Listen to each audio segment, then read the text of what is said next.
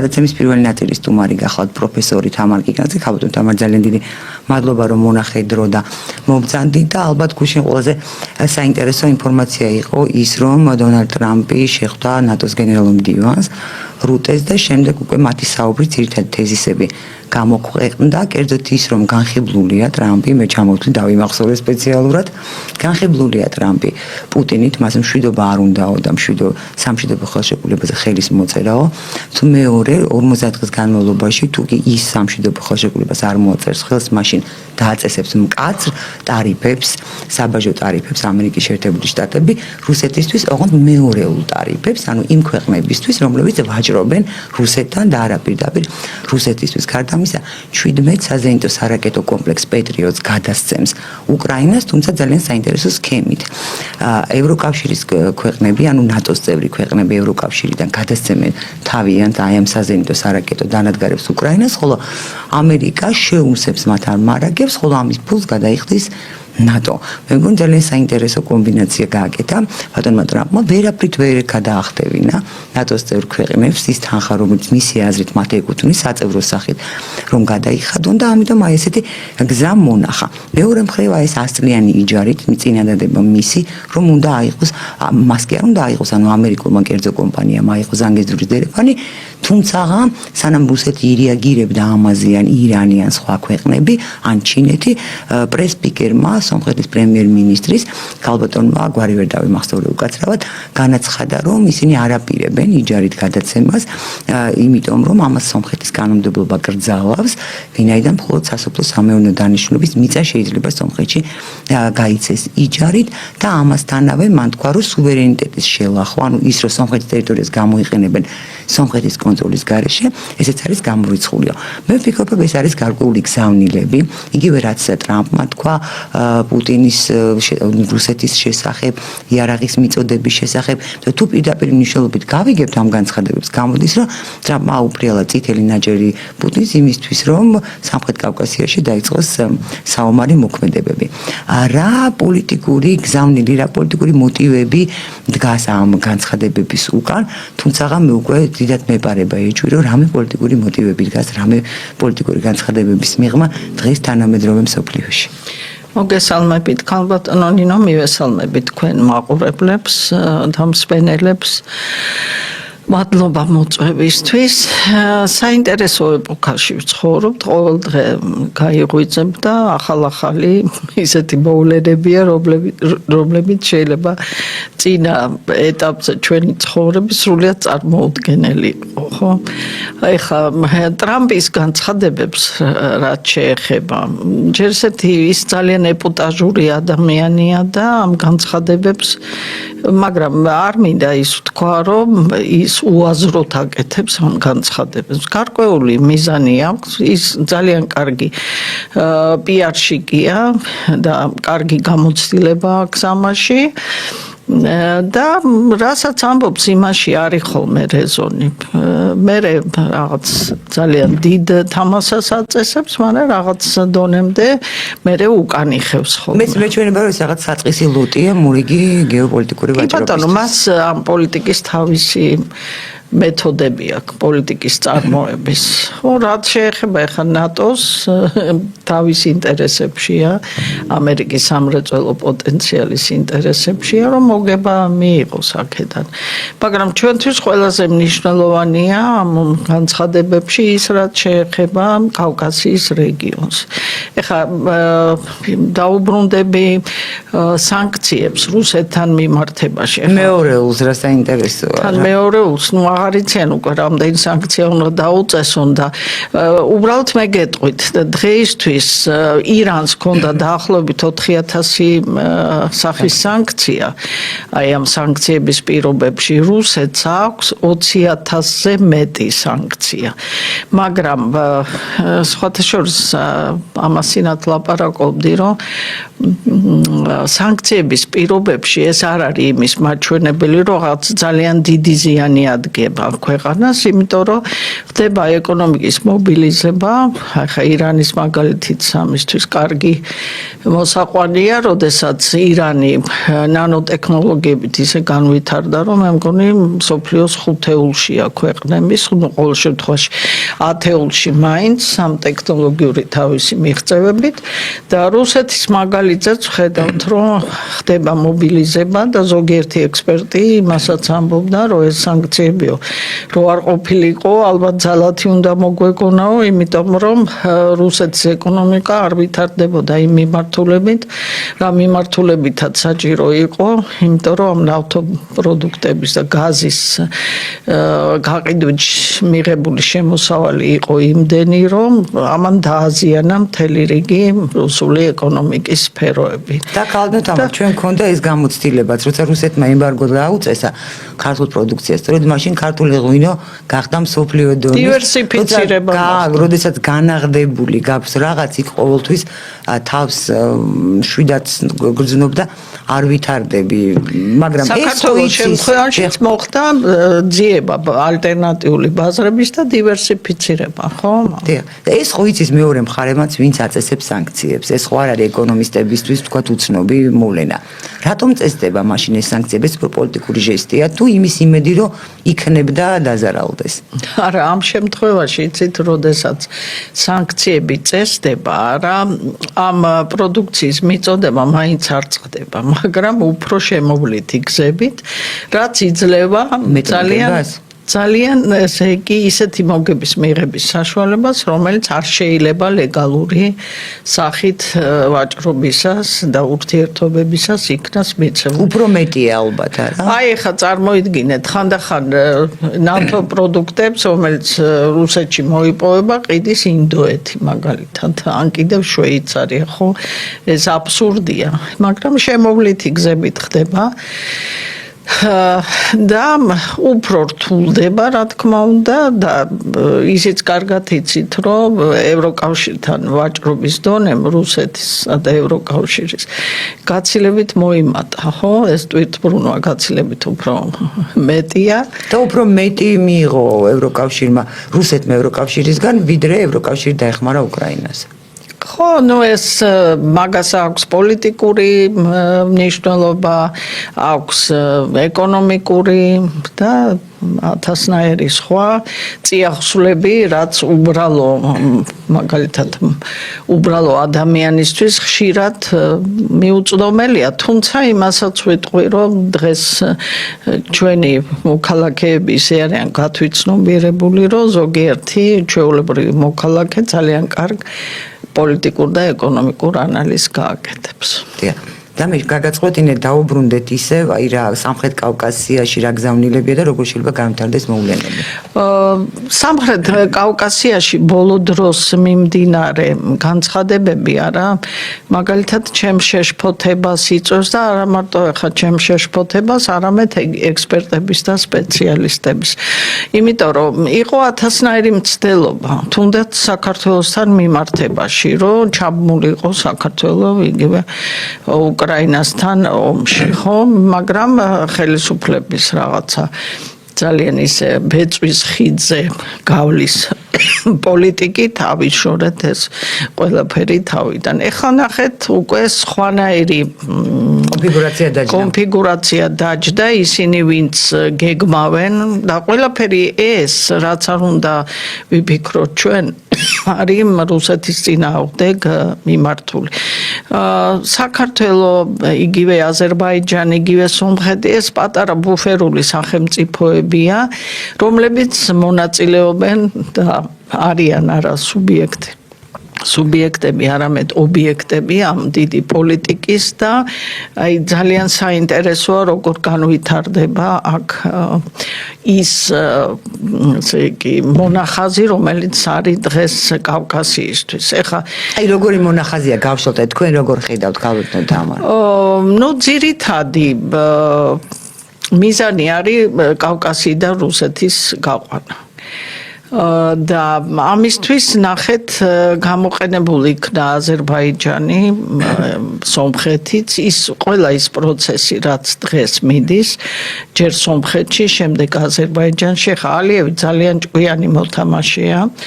და ის ეგრეთ წოდებული ტრიმერის პოლიტიკას აწარმოებდა. ტრიმერი არის ქვეყანა, რომელიც აწარმოებს დამოუკიდებელ პოლიტიკას და თამაშობს აი ამ დიდი ქვეყნების წინააღმდეგობებზე და აბალანსებს, ესე იგი, თავის ინტერესებს ამ წინააღმდეგობების ფონზე და მართლაც იგი დამოუკიდებელ პოლიტიკას აწარმოებდა. მაგრამ მე კითხულობდი ხა რუსი ექსპერტების მოსაზრებას იმის შესახებ, რომ იგივე ყარაბაღის კონფლიქტის დარეგულირება ინიცირებული იქნა რუსეთის წინააღმდეგ, რომ შემცირებულიყო რუსეთის გავლენა და გაზრდილიყო თურქეთის გავლენა. ხოცა ეს საინტერესოა ბრძაնել და მე კითხავდი. მაგრამ თვითონ სირიაში განვითარებული მოვლენების ფონზე ჩვენ ვნახეთ, რომ თურქეთ-რუსეთის ურთიერთობების გართულება არ შედის პირველ რიგში თურქეთის ინტერესებში, იმიტომ რომ დღეს თურქეთი ძალიან მძიმე ეკონომიკურ მდგომარეობაშია და გახსოვთ თქვენ, რომ რამდენიმე დღით, როდესაც აკრძალა რუსეთმა თურქული პროდუქციის შეტანა და ტურისტების ნაკადის გადაწყვიტა, რომ შეეწყვიტა ეს ტურისტების ნაკადი, არა რამდენიმე ძალიან მოკლე ხნის განმავლობაში თურქეთმა ძალიან დიდი ზარალი განიცადა. ამიტომ მაშინვე თვითონ ეახლა თურქეთის პრეზიდენტი ერდოღანი და ასე ვთქვათ, დიდი პიიტეტით თლად პირდაპირ ბოდიში არ მოუხდია, მაგრამ ისეთი ჟესტი და ისეთი რიტორიკა განახორციელა, რომ ნათელი გახდა, რომ თურქეთმა უკან დაიწია. ეხლა ნახეთ აზერბაიჯანთან და სომხეთთან მიმართებაში. ეხლა ფაშინიანი ვინ არის? გავიხსენოთ როგორ მოვიდა ისიც ხო ფერადი რევოლუციის ფონზე და ხშირად მას მიხეილ სააკაშვილს ორს უწოდებენ და ყველა ის ქმედებები რაც მან განახორციელა ხო ვერ გეტყვით რომ სომხეთისთვის მომგებიანი იყო თუმცა მე მაგალითად მიმაჩნია თუ ავწონით ესე იგი ყარაბაღთან მიმართებაში არა სომხეთის ინტერესებს და შემდეგ აი ამ ინტერესების განხორციელებას და საერთოდ მომგებიანობას არა მე ვთვლი რომ ყარაბაღის კონფლიქტით სომხეთმა უფრო მეტი დაკარგა ვიდრე მოიგო თავის დროზე, იმიტომ რომ თელმა იმ მარშრუტებმა გაიარა საქართველოში, ბევრი პროექტი იყო ინიცირებული სომხური ლობის მიერ, მაგრამ აი ამ კონფლიქტის გამო ამ მარშრუტებმა გაიარა საქართველოზე. მაგრამ ნახეთ, ხა ის ვინც გეგმავს ამ პოლიტიკას კავკასიაში, ვინც ამ ყველაფრის უკან დგას, ხო? მან დაგეგმა ფაშინიანის მოსვლა ხელისუფლებაში და ყველა ის ქმედება, რაც მოყვა შემდეგ სომხეთთან მიმართებაში და შიდა აშლილობა ელემენტარულად სომხეთში ძალიან არის გართულებული ურთიერთობა სომხეთის ეკლესიასთან და უნდა ვიცოდეთ, რომ ისტორიაში სომხეთის ეკლესია ძალიან დიდ როლს თამაშობს და როდესაც ეპისკოპოსებს აპატიმრებდა კათოლიკოსის მიმართ ასეთ შეურაცხყოფელი განცხადებები კეთდება, არა ეს ქვეყანას კარგ შედეგამდე ნამდვილად არ მიიყვანს, ხო? დააპატიმრეს კიდე ერთი ბიზნესმენი, მე მგონი სარქისიანი, ხო, რუსეთშია. მე მგონი კარაპეტიანია, მე მგონი, შეიძლება. ხო. ყოველ შემთხვევაში ერთი ფაქტია, რომ მას რუსეთში აქვს დიდი ბიზნესი. გადატრიალება უნდა დაო თითქოს რაღაც ამას აბრალებენ. ხო, ხა დაპატიმრების მოტივი ყოველთვის შეიძლება ხო მონახული იქნას და რუსეთის სომხეთის ეკლესია შერაცხულია როგორც რუსული პოლიტიკის გამტარებელი. ხოდაშორის ეს ჩვენთანაც იყო ეს მცდელობა, რომ საქართველოს ეკლესია, თუმცა ხელისუფლება მაშინაც როცა ნაციონალური მოძრაობა იყო ხელისუფლებაში, ამას არ ამბობდა აშკარად, ანუ ოფიციალური განცხადების დონეზე. არც ახლანდელი ხელისუფლება არ ამბობს, მაგრამ აი არასამთავრობო ორგანიზაციები და განსაკუთრებით აქტიური იყო პოლიტიკურ პარტიებს შორის რესპუბლიკური პარტია. მე არ დამავიწყდება ის წინასაარჩევნო კლიპი თუ გახსოვთ თქვენ ხათუნა სამნიძე და თამარ კორძაია იყვნენ ეკლესიას ლანძღავდნენ და პატრიარქს ან მთელი წინასაარჩევნო დაპირებები უნდა ყოფილიყო და აგებული იყო და ეს თქვათ ეს ერთი და იგივე სქემა ოღონდ ჩვენთან ამას არასამთავრობო სექტორი და ერთი პოლიტიკური პარტია. ახლა ჩვენთან რომ რელიგია არის ნამდვილად ქართული იდენტობის დაცვის სადარაჯოზე და ეროვნული ინტერესების დაცვის სადარაჯოზე, შემთხვევით არ არის რომ აი როდესაც პოლიტიკოს უნდა მორიგი ლეგიტიმაცია, ის აუცილებლად მიდის ეკლესიაში, საპატრიარქოში, რატო? იმიტომ რომ საპატრიარქოს და ჩვენს ეკლესიას აქვს ყველაზე უფრო მაღალი რეიტინგი. და გარდა ამისა, მე მგონი ჩვენი ქართული ეკლესია ეს არის ერთადერთი ინსტიტუცია, რომელიც აი ამ ქართულ ეროვნულ ერთიან ცნობიერებას ამტკიცებს. ხო, და დერელიგიზაცია, ნახეთ, რელიგია ძალიან მნიშვნელოვანი ფაქტორია ამ პოსტმოდერნის ეპოქაში და შემთხვევითი არ არის, რომ მიმდინარეობს დექრისტიანიზაცია, იგივე ევროპის დექრისტიანიზაცია, რატო? იმიტომ რომ ადამიანი, რომელიც ამ მორალურ პრინციპებს, მორალურ და ზნეობრივ პრინციპებს იცავს, რასაც ჩვენ რელიგია გვასწავლის მათი მცნების სახით, ხო? ასეთი ადამიანის, თქვათ, რაღაცა ზნეობრივი მოტივებიდან გადაყვანა ცოტა რთულია. ცოტა არა, ძალიან რთულია. ამიტომ შესაბამისად წინ უძღვის ხოლმე ეს დექრისტიანიზაციის შესაბამისად აი დემორალიზაციის ეს მთელი წყება და შემთხვევითი არ არის, მე გეთანხმები თქვენ რომ ერთი და იგივე სცენარია. ეს არის აქსიომა. როდესაც ესე იგი ჯერ თავისუფლდება ადამიანი აი ამ სწორედ მორალური პრინციპებისაგან, იდენტობისაგან და შემდეგ მიდის შეტევა აი ამ სახელმწიფოს იდენტობის წინააღმდეგ. და პრინციპში აღმოჩნდა რომ სომხური ეკლესია, უბრალოდ ეს თემა ისეთია, ჩემთვის საინტერესოა. სომხური ეკლესია უფრო სუსტი აღმოჩნდა ვიდრე საქართველოს ეკლესია, იმიტომ რომ ფაქტობრივად იოლად გამოუვიდა მაინც არა. არა, პროცესი არ არის ჯერ დამთავრებული. ხო დააკავა. პროცესი არ არის დამთავრებული. არ არის და კიდევ როგორ განვითარდება ეს პროცესები კაცმა არ იცის და იგივე მინდა ვთქვა აზერბაიჯანთან მიმართებაში. ყველაფერი ეს გათვალისწინებულია იმისთვის, რომ შეკავდეს, ესე იგი, რუსეთის გავლენა კავკასიაში და ნახეთ რა უძღოდა საპასუხო ქმედებები რუსეთს ისეთი რადიკალური განცხადებები არ გაუკეთებია, უბრალოდ შეაჩერა ის პროდუქცია და ჩვენ უნდა ვიცოდეთ, რომ რუსეთში არის დიდი ლობი, აზერბაიჯანული დიდი ლობი, რომელსაც საკმაოდ დიდი გავლენა აქვს იგივე აზერბაიჯანზე, ეკონომიკურად არის ძალიან დაკავშირებული და უკვე აი ამ პარტიების, რამოდენიმე პარტიის შეკავებას მოყვა სერიოზული შედეგი, იმიტომ რომ სასოფლო-სამეურნეო პროდუქციის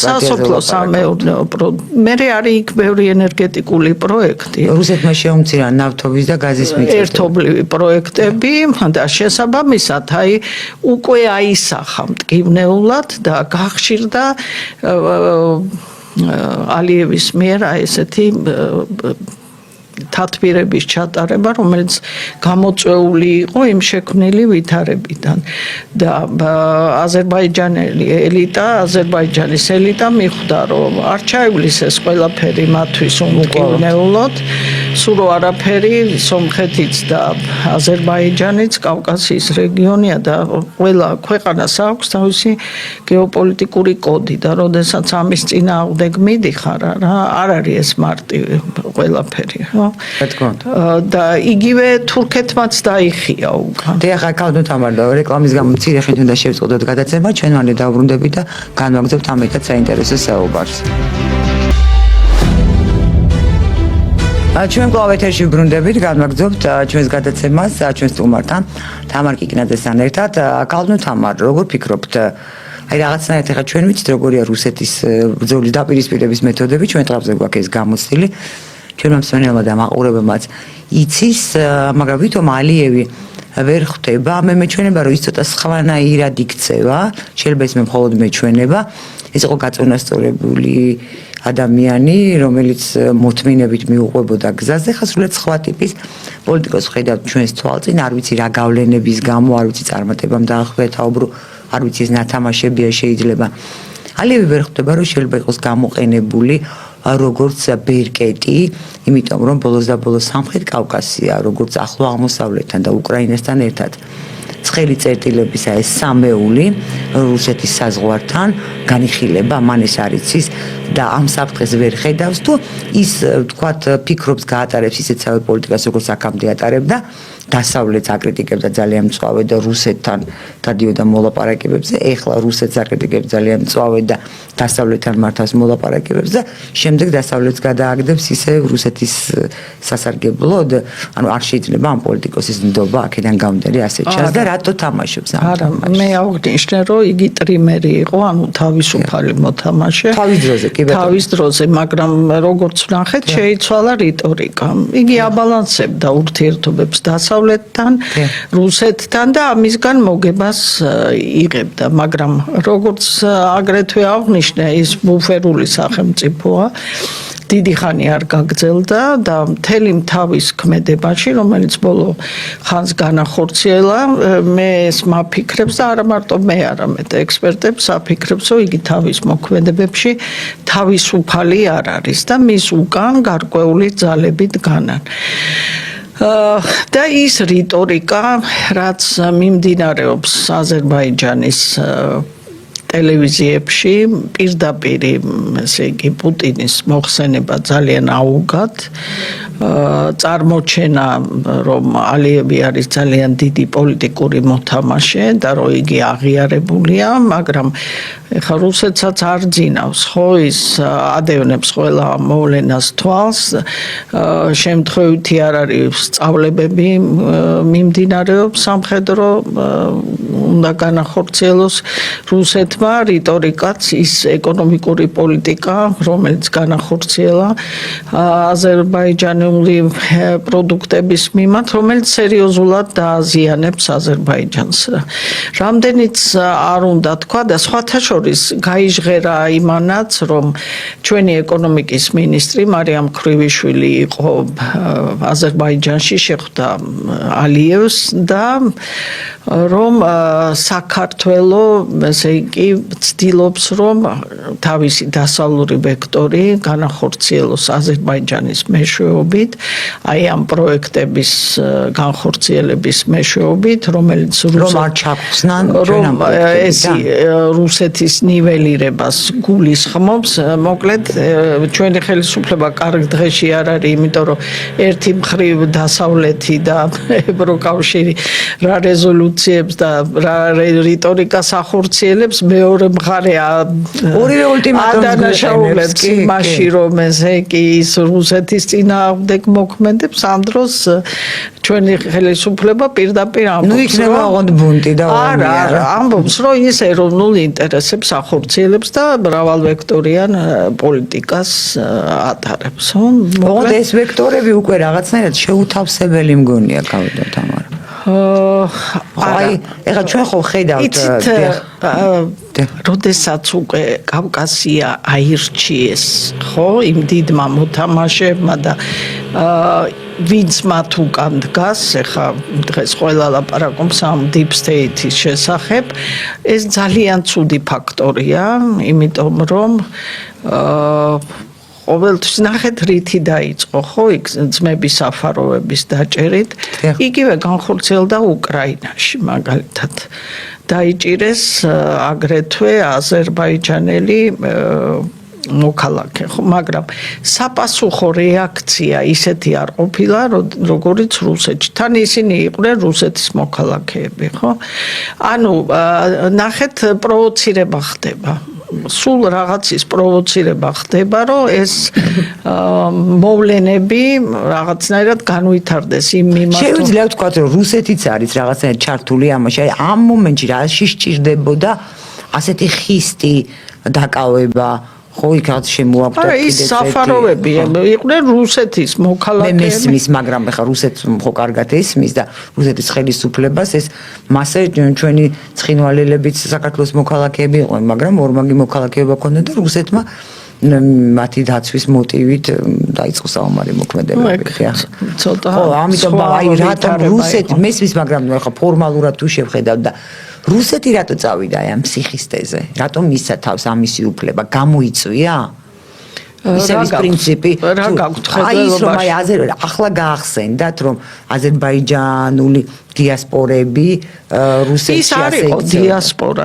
ის საფაროვები იყვნენ რუსეთის, მათ ორმაგი მოქალაქეობა არა, არ ქონდათ. არა, ისინი იყვნენ რუსეთის მოქალაქეები და როგორც კრიმინალები ისე დააკავეს. კი, როგორც კრიმინალები დააკავეს, რა თქმა უნდა. მაგრამ აი რეაქცია მოხდა ესეთი.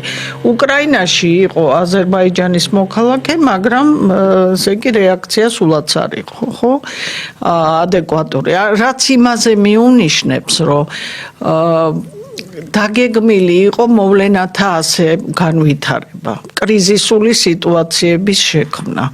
ამაზე მიუთითებს ეს ყველაფერი. ესე იგი, კავკასია ამოღებულია რაღაც ისეთ ეპიცენტრად, სადაც უნდა მოხდეს სიტუაციის აფეთქება. აი, ეს არის ძალიან. და ალიევი ხო ხდება ამას და რატომ გადაწყვიტა ეს როლი შეესრულებინა? მისთვის ხელსაყრელია. პოლიტიკაში არის ისეთი ვითარება, რომ შენ იძულებული ხარ ამ ნაბიჯზე რომ წახვიდე და ეხა ალიევიც არ არის კარგ დღეში. ერთი მხრივ მას აწვება ის, ვინც მის უკან დგას და მეორე მხრივ არის რუსეთი. მაგრამ არ დაგავიწყეთ, რომ იქ არის თურქეთი, ბრიტანეთი. უფრო ბრიტანული სამსახურების კვალი ყოველ შემთხვევაში ესე ლაპარაკობენ და არ დაგავიწყეს აზერბაიჯანელები, რომლებიც და აქ ბაზების განთავსებაზე არის ხო ლაპარაკი. თურქეთის ბაზის და ეხა უკვე უბრალოდ აქტიურად მიდის იმაზე იმის ხაზგასმა, რომ აი თურქეთი ნატოს წევრი ამ ბოლო დროს და პაკისტანი, რომელიც არის ატომური ქვეყანა. ხო, ლაპარაკია იმაზე, რომ არენდაში გადასცენ, ვთქვათ, ერთ-ერთი ბაზა პაკისტანს, რომელიც არის ატომური ქვეყანა. და ეს ყველაფერი ძალიან დიდ საფრთხეს ქმნის ჩვენი რეგიონისთვის, ჩვენ კავკასია ვართ, ხო? ჩვენ ძალიან ვცდილობთ, რომ რაღაცნაირად აი ამ არ ხვეთ იმ მოსალოდნელ პროვოკაციაში, რომელიც ყოველ დღე შეიძლება იყოს და რაღაცნაირად ღმერთმა ისექნას, რომ ბოლომდე გავიდეთ ამ ბეწვის ხიდზე. მაგრამ აი აქ არის კიდევ აზერბაიჯანი, არ არის მარტივი ისეთი სიტუაცია. ხანდახან ერთი მხარე რაღაცას გეგმავს, მაგრამ იმდენი მოთამაშეები არიან ჩართული, რომ ამ სქემის და ამ გეგმის განხორციელება არც ისე მარტივია. იგივე ვთქვათ, აზერბაიჯან-ირანის ურთიერთობები, ხო? აზერბაიჯანმა ბრალი დასდო, რომ აი ამ დრონების მოქმედება აზერბაიჯანის ირანმა ტერიტორიიდან განხორციელდა. ანუ ამ მოქმედებას ირანი მხარს არ დაუჭერს. ხო, აზერბაიჯანის ამ მოქმედებას. ამიტომ აი ყველა ამ მოთამაშის მოსალოდნელი რეაქცია არის გასათვალისწინებელი. შეიძლება აი ამ ბევრი მოთამაშის ინტერესმა და დაპირისპირებამ პროცესები შეაფერხოს, შეაკავოს, ხო? იმიტომ რომ ეხა ძალიან კარგად ეხა თქვენ კარგი კითხვა დამისვით რუსეთთან მიმართებაში, რომ შეიძლება რუსეთიც არისო დაინტერესა. არ არის გამორიცხული, იმიტომ რომ ხშირად ქვეყანას, როდესაც უნდა თავისი გავლენის აღდგენა და რაღაცა ფორმით დაბრუნება, წვავე ფაზაში გადაყავს კონფლიქტი. კონფლიქტი და შემდეგ ახორციელებს თავის ქმედებებს და ჩვენ კარგად ვიცით, არ უნდა დაგვავიწყდეს გასული საუკუნის 18-21 წლების მოვლენები. ხო, ვინც არ ითვალისწინებსო სანტაიანო მე ხშირად ესე იგი ისტორიას ის იმეორებს ამ ისტორიას. ანუ რაღაცნაირად ეს გამოძახილია ესე იგი გასული საუკუნის მოვლენებისა და აი მოვლენები ისე ვითარდება, რომ როგორ დამთავრდება, ყოველ შემთხვევაში მწვავდება ეს მოვლენები და საქართველოს უნდა იყოს ძალიან ფრთხილად, რომ ჯერჯერობით აი ჩვენ ვახორციელებთ ამ ფრთხილ პოლიტიკას და არ ვეხვევით ამ რაღაცა პროვოკაციებში. მაგრამ თუ საომარი მოქმედებები ღმერთს მარკნას და დაიწყო, ხოლო მე ვფიქრობ რუსეთი აუცილებლად დაიწყებს ამ მოქმედებებს, თუ კი აღმოჩნდა, რომ იგივე თურქეთის სამხედრო ბაზა, მით უმეტეს საზღვაო ბაზა, კასპიის ზღვაში კიდევ სხვა სირთულეა, ხო? ვთქვათ, ძირითადი გავლენები აქვს რუსეთს და ირანს კასპიის ზღვაზე, რომ ეს რაღაცნაირად ჩვენ რაც უნდა ფრთხილად ვიყოთ, ვერ აგვივლის გვერდს. უბრალოდ იქმნება ქალბატონ თამარას შტაბ-ეშტილება, რომ ფაშინიანისა და ალიევის ტანდემი აცნობიერებს და მზად არის, რომ სამხრეთ კავკასია შეიძლება გაეხვეს ომის ქარცეცხლში და აქ მოხდეს ის, რაც ხდებოდა ახლო აღმოსავლეთში, თუ რაც ხდება უკრაინაში, შეიძლება აქ ნაკლებად არის მოსალოდნელი ასეთი ხანგრძლივი საომარი მოქმედებები, მაგრამ ეს თუ თურქეთით ჩაერია, ეს კარგი ამბავი არ იქნება. თურქეთი არ მგონია რომ წავიდეს ეს იქნება ჩვენთვის სულად დამანგრეველი და რუსების შემთხვევით არ ალაპარაკდნენ იმ 12 ომზე, რომელიც მათ თურქებთან ჰქონდათ და თურქების მარცხით დამთავრდა, ხო, ეს ომები. მაგრამ მაშინ რუსეთს არ ქონია ომი უკრაინაში ნატოსთან. არა ეხა კავკასია პატარა რეგიონი, აქ არის ლაპარაკი იმ დიდ მოთამაშეებზე, რომლებიც კავკასიით არიან დაინტერესებული, მაგრამ როგორც წესი, ისინი პირდაპირ ომში არ ერთვებიან. მე ეს ხა შეესვიგულწვა, თურქეთმა შეიძლება თავის ინტერესები დააკმაყოფილოს იგივე აზერბაიჯანის. ამ შემთხვევაში თურქეთი სხვისი ინტერესის გამტარებელია. იმიტომ რომ თურქეთიც არის აი სწორედ ბრიტანული პოლიტიკის შემსრულებელი. ამიტომ თურქებიც არ არიან თავის მოქმედებაში, მიუხედავად იმისა, რომ ერდოღანი ძალიან კარგი მოთამაშეა თავისი ქვეყნის სასარგებლოდ, ისიც არ არის თავისუფალი და მას ძალიან კარგად ესმის, რომ რუსეთთან დაპირისპირება თურქეთის ინტერესში ნამდვილად არ არის. ასე რომ არც ისე მარტივად ვითარდება მოქმედებები, როგორც აღნიშნე ძალიან ბევრი დაინტერესებული მოთამაშე არის და იმასაც არ გამოვრიცხავ, რომ ეს პროცესები გარკვეულწილად რუსეთს რაღაცა მოქმედებებზე პროვოცირებას გამოიწვევს. და ეს მოქმედებები რა შეიძლება იყოს ქალბატონ თამარ, იმიტომ რომ აქაც სამხრეთ კავკასიიდანაც ეხლა როგორ ჩანს ფაშინიანისა და ალიევის აქტივობები, ჩვენ არანაირი აქტივობა არ გვაქვს, ჩვენ პასიურად ვართ ამ აქტივობებიდან ჩანს, რომ თითქოს ისეთივე ეგზისტენციური საფრთხე შეიძლება შეექმნას რუსეთს, როგორც საფრთხეთაც ის განიხილავს უკრაინაში შექმნილ ვითარებას, რის გამოც ის 24 თებერვალს 2022 წლის თავს დაესხა უკრაინას. არა, ჩვენ ყველა საფრთხეში ვართ. ეგზისტენციონალური ნამდვილად საფრთხე არის. ამიტომ ესეთი თამაში, როდესაც შენ გაიძულებენ შენი ეროვნული ინტერესების საპირისპიროდ იმოქმედო, არა ძალიან სახიფათოა და ისიც აღნიშნე, რომ ჩვენ ვართ ეგრეთ წოდებული ბუფერული სახელმწიფოები, ანუ დიდი მოთამაშეების მანიპულირების მსხვერპლი. და ბედი ასეთი სახელმწიფოების ხანდახან არის ტრაგიკული, ისინი ხან ქრებიან, ხან ჭდებიან.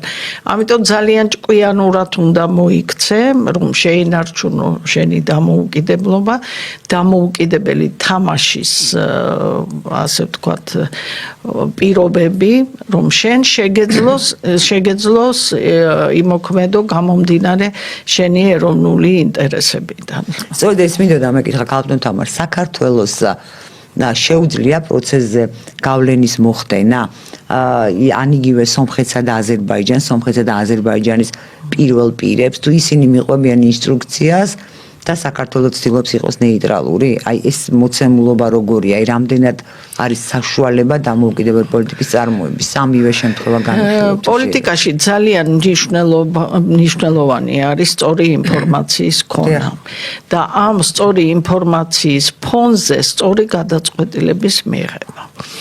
მე რამდენადაც ჯერჯერობით ვამჩნევა რა, ხელისუფლებას აქვს ეს სწორი ინფორმაცია გამომდინარე იქიდან თუ როგორ მოიქცა ის აი საგარეო პოლიტიკაში იგივე ამ უკრაინის ომთან მიმართებაში, იმიტომ რომ ჩვენ ჰიბრიდულ ომში ვართ და ერთ-ერთი სახეობა ეს არის საინფორმაციო. სხვათა შორის მე აი Georgian Times-ის სტუდიაში ვიყავი, როდესაც ომი დაიწყო უკრაინის და მე ვამბობდი, რომ უკრაინა ვერ მოიგებს ამ ომს. მაშინ, როდესაც ჩვენ ამ ჰიბრიდული ომის პირობებში გვარწმუნებდნენ, რომ უკრაინა მოიგებს ამ ომს, რომ ჩვენ უნდა ჩავერთოთ ამ ომში, რომ იქნება ჩვენ აფხაზეთი და ოსეთი დავიბრუნოთ და ცხინვალის რეგიონი ეს პრინციპულად არ ვეძახი ხოლმე ოსეთს. ეგრეთ წოდებული, ნუ ეხა ეგრეთ წოდებული ვთქვათ. ცხინვალის რეგიონი, ხო, ეგრეთ წოდებული სამხრეთ ოსეთი. მაგრამ ნახეთ და ეს იყო ძალიან მაღალ დონეზე, ელჩის დონეზე შემოთავაზებული, მაგრამ საქართველოს ჰქონდა სწორი ინფორმაცია და მაშინ მე ეს გავაჟღერე, რომ არ შეიძლება ამ ომში რომ უკრაინა ნუ ისეთი ამბავი დამაღწიეს, რომ მე ესე იგი პრორუსი ვარ და ასე უბრალოდ მე პოლიტოლოგი ვარ და ვიცი რა პირობებია იმისთვის საჭირო რომ ქვეყანა ომი მოიგოს. არა, ის საოცარი 2008 წლის გამოცდილება ქვეყანას ჰქონდეს. და ის მასკიდევი ჯეროდეს. უნდა იცოდე შენ რუსების მენტალიტეტი. 2008 წელს ხო ნახე რაც მოხდა.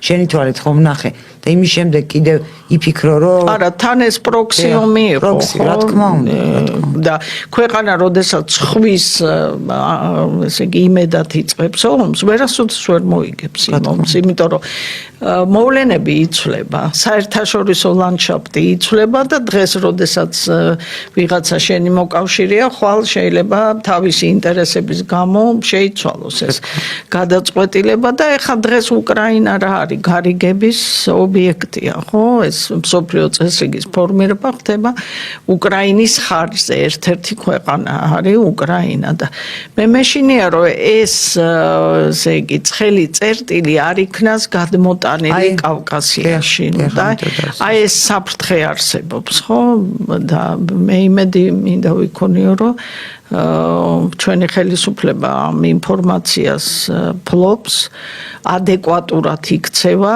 და გარდა ამისა სომხეთიც და აზერბაიჯანიც რაღაცა დასკვნებს გამოიტანს და რა შეიძლება რამდენად შეიძლება წავიდეს პროცესი რუსეთსა და აზერბაიჯანს შორის ქალბატონ თამარ და ეს გზავნილი ტრამპისა რომ აი 100 წლით უნდა ზანგეზურის დერეფნის აღება გასაგებია რომ გზის კონტროლი უნდა ანუ წილში ჩაჯდომა აი როგორც ბიპის შემთხვევაში მოხდა ხო საერთაშორისო მილსადენება რომ გაიარეს აზერბაიჯანსა და საქართველოზე იქ რუსეთიც ჩასვეს ასე ვთქვათ ერთგვარად წილში ზედამ თვალი რო ქონოდა ანუ ენახა რა ხდება ეს რა გზავნილი იყო რუსეთისა მე არ მგონია რომ არა მარტო ეს არ შედის რუსეთის ინტერესებში სხვა ქვეყნის ინტერესებშიცა და არც ისე მარტივია ეს უფრო აი ეპოტაჟური განცხადებების